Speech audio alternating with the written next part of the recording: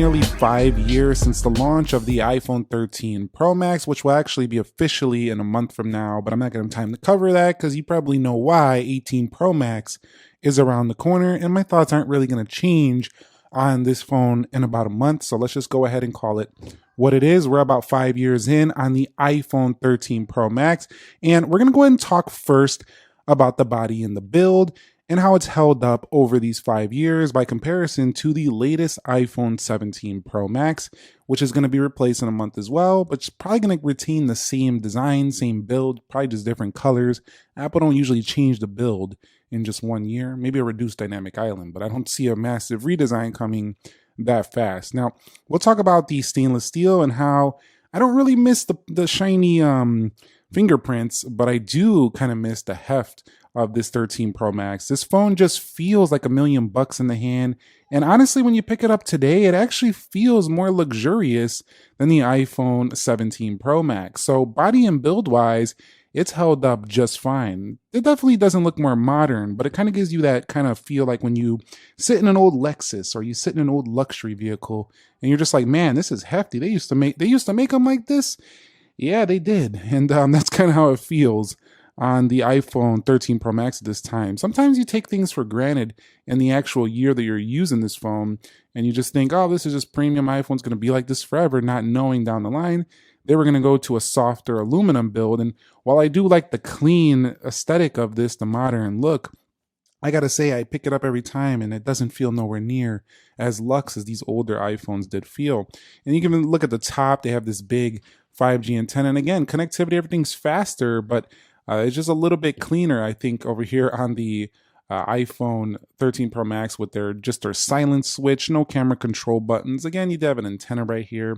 And if you were a little bit OCD about, fingerprints and you got this graphite color option, you would have had to clean it up. Now, for me, the best color for this iPhone 13 Pro Max was the green, and I had it a while back. I got rid of that one, kept the graphite. I kind of am kicking myself on that. I should have kept the green and got rid of the graphite. This is more of a standard color. But for sure, this phone's body and build held up just fine. It's only actually 7 grams heavier than the 17 Pro Max, which is basically nothing, so the phone still kind of weighs the same. And I think the 18 Pro Max is going to weigh exactly about that 240 grams. Like this phone they're going to go up in the battery size. So these phones don't really feel that much different in terms of like their weight and stuff like that. One area though it does feel definitely a bit different is the overall, like the stainless steel just feels like it could take a beating a little bit more than this aluminum. Over here you will see I did get a little dent over here, and ever since I got that initial dent I started really protecting the phone. However, I did get a little chip on the screen, very small, but I had keys in the pocket, forgot to put the screen protector back on, and it happened. But at the end of the day, I gotta say this thing 5 years later, in terms of the build, the design, it has held up so phenomenal. I mean, the lightning port definitely looks a little bit dated, but if you look at it from a distance, nobody's going to know that's lightning or USB-C unless they're looking closely. You'll see right here, we do have a SIM card tray again, and we do have the volume rockers. The only thing, again, I just don't like is the fingerprints. But other than that, beautiful overall build still here in 2026. Now, one of the areas where I think the newer phone got a lot better is the display. Display is a lot more anti-reflective. It's a lot thinner bezels. And so I don't miss the iPhone 13 Pro Max's display whatsoever. I mean, it was an amazing display at the time. Let me go ahead and get back in. Hold on. The iPhone 13 Pro Max was an amazing display at the time, but it does have a much thicker looking bezel at this point. The notch does dip in. Now, some people actually preferred the notch to the dynamic island, but for me personally, I just like how I got a little more screen up at the top. I know it doesn't really mean nothing, but still it's getting closer to an all screen look on the newer phone. And this 6.7-inch size is a little bit smaller. So for sure, I think the display upgrade is definitely noticeable. You can definitely feel that on the day-to-day. And it's something that you just can't really replicate on the iPhone 13 Pro Max. However, what is really good about the iPhone 13 Pro Max, and it was kind of crazy actually, is 5 years later, that ProMotion has held the test of time. That display is super smooth here, even on the older iPhone over here on iOS 27. We're actually on 26.6 over here. We are running the beta over here on the iPhone 13 Pro Max. I actually didn't throw the beta on my main phone just yet. But generally, I gotta say, you don't really see a massive difference in like smoothness until the 6 gigs of RAM starts to show itself on the iPhone 13 Pro Max. So day to day, it's kind of like tough to tell, which is saying quite a lot for the iPhone over here on the right. It definitely does say a lot on how well it stood the test of time. And it's gonna say, people are gonna say, well, this is why I bought it. And I like to keep things a long time. And you definitely made a really good decision. Your battery might have had to be replaced or maybe needs a replacement soon. Mine doesn't because I switched the phone and I didn't use it as much as I did the newer phone that came after it. But for sure, the 13 Pro Max is a really, really great like kind of feel on the display still. However, it got a lot brighter here, so the newer phone can get significantly brighter in sunlight. It doesn't auto dim quite as frequently as a 13 Pro Max can. And also, it has just better anti-reflectivity. So kind of think of it like this is a really great display, and then this one is like spoiling you with like just a little bit more. That's kind of how it feels when talking about the displays. Now, the software experience you can see is not really different at all. So this is why a great reason to buy an Apple product, because you are going to be able to keep this phone for a very long time and still kind of win in terms of the software. So you're not even done with software support now on the 13 Pro Max. It has another year and potentially could get another year after that. We'll see. We might even get iOS 28 on this phone. I would not put it past the iPhone 13 Pro Max. It's definitely that good overall. So let me know your thoughts on how long you're going to be keeping your 13 Pro Max. If you're planning to even upgrade after it goes out of software support, because some people even keep their phones past the software support. But generally, the software experience, you don't really feel like you changed much at all on going to the new phone. It just feels a little bit slicker, a little smoother, a couple new features in the camera, but it kind of feels the same thing, which is pretty, it's saying quite a lot for an older phone like this nearing that 5-year mark. Now, when it comes to their actual, let's go to Geekbench 7. When it comes to their actual performance experience, we do have the A15 Bionic at 3.23 gigahertz, 6 gigs RAM. Over here, we have the A19 Pro, and this does give us 4.26 gigahertz, so it's over a gigahertz clock speed higher, but 5 nanometer versus 3 nanometer here, much better chipset. We have double the RAM. The performance is double on a spec sheet, but in reality, I think for most daily usage, you kind of don't really feel that double the performance unless you're kind of pushing the phone, which is why you kind of keep hearing that generic statement a lot of us YouTube content creators talk about, and tech reviews will say things like, the phone, you got to really push it. I mean, it sounds like a generic statement like, duh, bro. But honestly, it's kind of the truth. In the day to day, we've reached the point where these smartphones on single, just regular daily tasks, they don't really seem that much different. They've been kind of peaked out a few years ago, several years ago, actually. So now, I mean, unless you're using the dang thing like a computer, 13 Pro Max still performs fine for most daily tasks. And I feel like a lot of people are still using 13 Pro Max right now for reasons like that. Now, if that phone started crashing and bugging out, you probably see a lot more upgrades. But this is why I would say, like, while it does cost more upfront usually to get an iPhone, long term, they tend to hold their own with Apple controlling the chip and the software. But because iOS is a lighter software experience, that chip, is being under stress. This is just working really good. It reminds me of like a vehicle that has like an engine that is under stressed, and like the phone is like kind of over, like the car is over engineered for like the overall like usage a person's going to use on it. So it's like kind of like a bulletproof experience. It kind of feels like that on the iPhone, where the chip is like a little bit more powerful than what the most users are actually going to use. It kind of has that same feel. I'll be back when Geekbench 7 results are in. We'll see how they actually look. And so the final results are in, and you'll see what I'm talking about here. A big disparity in the multi-core scores, changing between around 4,000 points there. But on the single core, just about 1,200. So that kind of perfectly aligns with what we're talking about for the day-to-day with these two phones. Single core, not like that much different compared to the multi-core. So yeah, the 13 Pro Max in performance, pretty strong. Now, one of the areas where this phone is showing its age for sure is not having 12 gigs of RAM, doesn't give you the Apple Intelligence. It doesn't give you the new Siri features. So I wouldn't say it feels like a dumb phone, but it definitely doesn't feel like an incredibly intelligent phone anymore. It just feels like a standard premium smartphone without some of the premium AI features.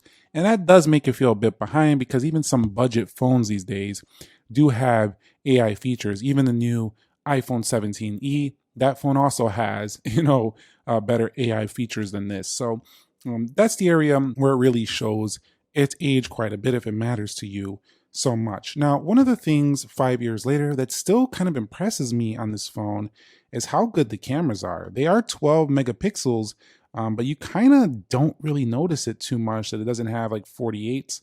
They still perform really well. You have 4K at 60, and honestly, you can make an entire YouTube channel, you can make an entire social media page with this phone right here and still get really nice results overall. Most people wouldn't even know that you're using a 5-year-old iPhone. That's how strong the cameras were and still hold up to this day.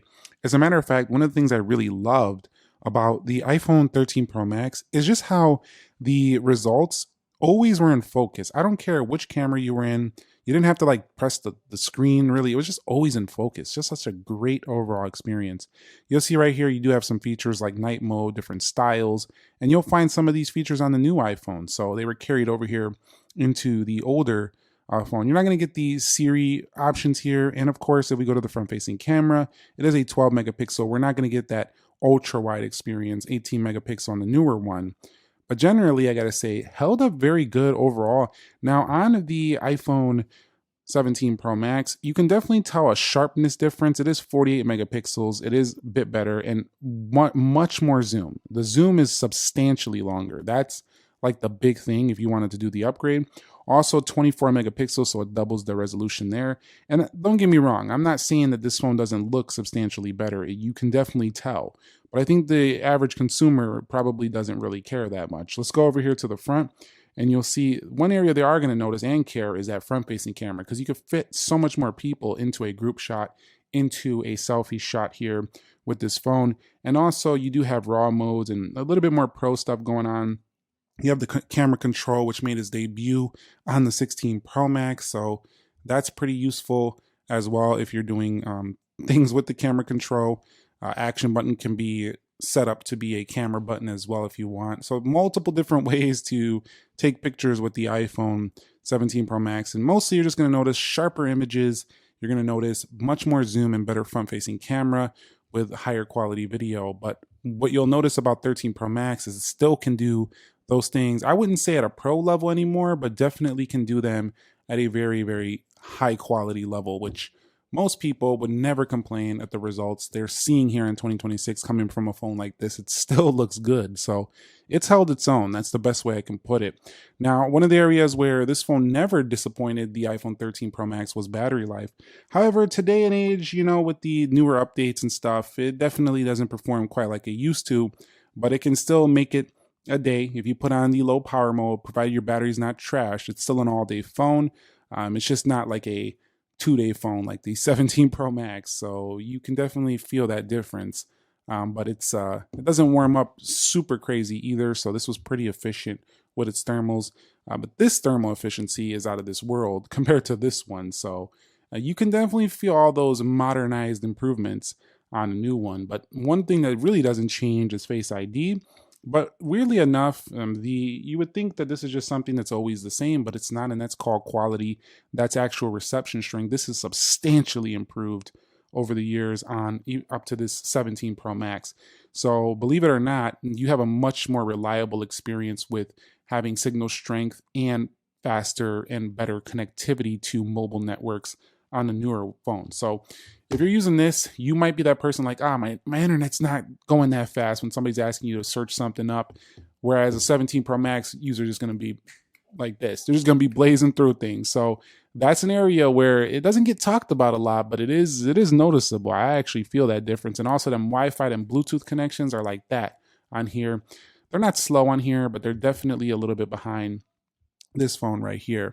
I would say that the button changes, like having the camera control, the action button, those to me were not really a big deal. You can use them if you like. They're fun. They're a little thing to talk about with the new phone, but honestly, they're not really changing the core experience of iPhone. It was more the cameras got better, the screen got bigger, the battery life is longer, like stuff like that. I noticed a lot more overall. And I do say that the colors were better on the iPhone 13 Pro Max. They had like that baby blue color. They also had the Alpine green option, which was a special spring color, and they had the silver and this graphite. But generally, I think the 13 Pro Max colors were a little bit more, yeah, they were a little bit more dull than the Cosmic Orange, but also they were very, very nice, especially that Alpine green edition I covered years ago.